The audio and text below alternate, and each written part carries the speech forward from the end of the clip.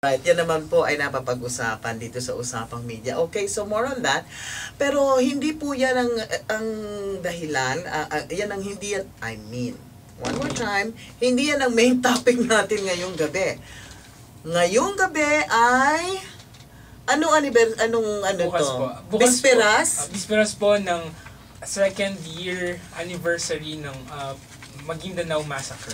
Correct. November 23, 2009 po. Ayan. Yung kanina pong binalikan natin sa ating usapan, binalikan lang natin yung the past week. Yes. Ito, balik tanaw tayo. Hugot tayo sa... Yung nakaraan, yung 2009. Ay, I remember that very well. So, ito pong ating episode ngayon, muli ay, ano bang masasabi natin nun? Pagbibigay, pugay? What's the right word for that? Basta itong ating kontribusyon sa komemorasyon yan, ng malagim na pangyayari na yon, na kung saan ay kasama yung ating mga kapatid sa pamamahayag at sa media. Alright? Huwag po kayong aalis, babalik tayo dito sa Usapang Media. Ang oras po ganap ng 15 minuto, makaraan ng alas 6 ng gabi. Yan, tapos pagbalik natin, pakikilala na kita. Chika-chika muna kasi yan. Dapat gawin natin yun na review talaga ng the past week. Anong mga malalaking nangyari. Kasi hindi pwedeng hindi tayo nagtapat ng mga stories. Events. Kasi usapang media tayo. Ibig mo sabihin, nakukunan ako. Wala kukunan si Marijula. Ako lang yung nagsasalita. Ha? Kung sino yung nagsasalita. Ay! Ano itsura ko dyan? Hindi pa naman ako ganun ka-conscious sa mga ganyan. Oo. I-edit ko na. Please. Please. Baka mamaya. Telerad. Sabi ko pa naman, ba't ang init? Kung natural pa naman ako, ba't ang init? Magkano ba yung aircon? Pakiyan mo na lang yun, guys. Edit ko yun. Ang kahiya. Ay, si Marichu. Marichu, huli ka pag-programa ka dito sa DZUP. Ano diba? Matrabaho kasi you have to invite. Ay, di mag-ano ka ng PA. May mga nagre-react. Ngayon nga lang, meron kami na yung mga reaction sa online natin. I think mula sa isang bansa sa Asia, na very happy siya na may ganung programa kasi stream tayo live. Sa internet. Minsan naman galing sa Australia.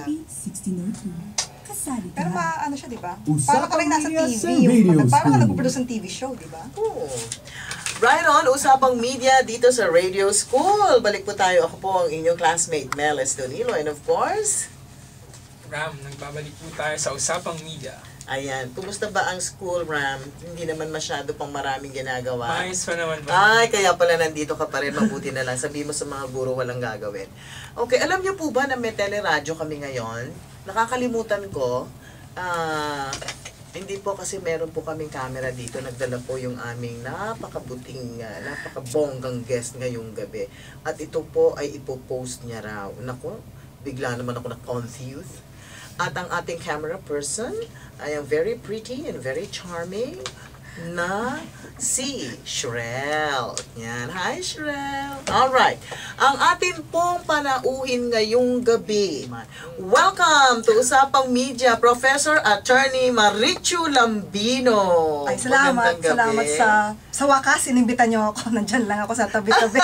Ngayon lang ako napunta dito ngayon lang ako naimbita. Ayan, dahil sinimulan mo ang Salamat. At binabati ko pala kayo dun sa mga marami niyong awards, Catholic Mass Media Awards. Ay, salamat. Tsaka sa Golden Dove Awards. Yung mga nominations. Maraming citations. At dahil sinabi mong sa wakas, ibig palang sabihin, matagal mo nang hinihintay. Kami naman dito, iniisip namin, bisi-bisihan ka.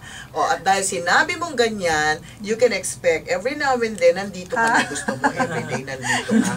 Kasi sabi ko nga lang sa'yo kanina. Kung wala na kayong guest. Huwag naman. Okay, so pwede rin tayong magsama dito kung talagang libre ka, no? Anytime that you're free. Okay, so kanina, ngayon po ay bisperas ng second anniversary ng Maguindanao Massacre. Kung saan, classmate Marichu, ilan ang media persons ang, ilang tao, and out of which ilan ang media persons ang namatay. Itong nangyari sa Ampatuan Town, Maguindanao noong 2 years ago, November 23, 2009. Ito yung pinakamalagim na yugto sa larangan ng pamamahayag sa buong mundo. Dahil ito yung isang insidente na pinakamaraming napatay na mamamahayag at ang media workers. Bali, 58 ang walang awang pinaslang at dun sa 58 na yon ay 32 yung mga mamamahayag at media workers, cameramen, assistant cameramen, mga drivers nila.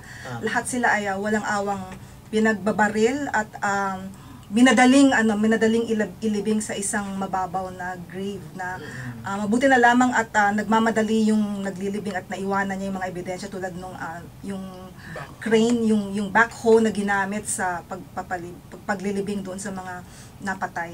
At matatrace yung backhoe na yon dahil naka-MR siya sa pangalan ng gobernador na si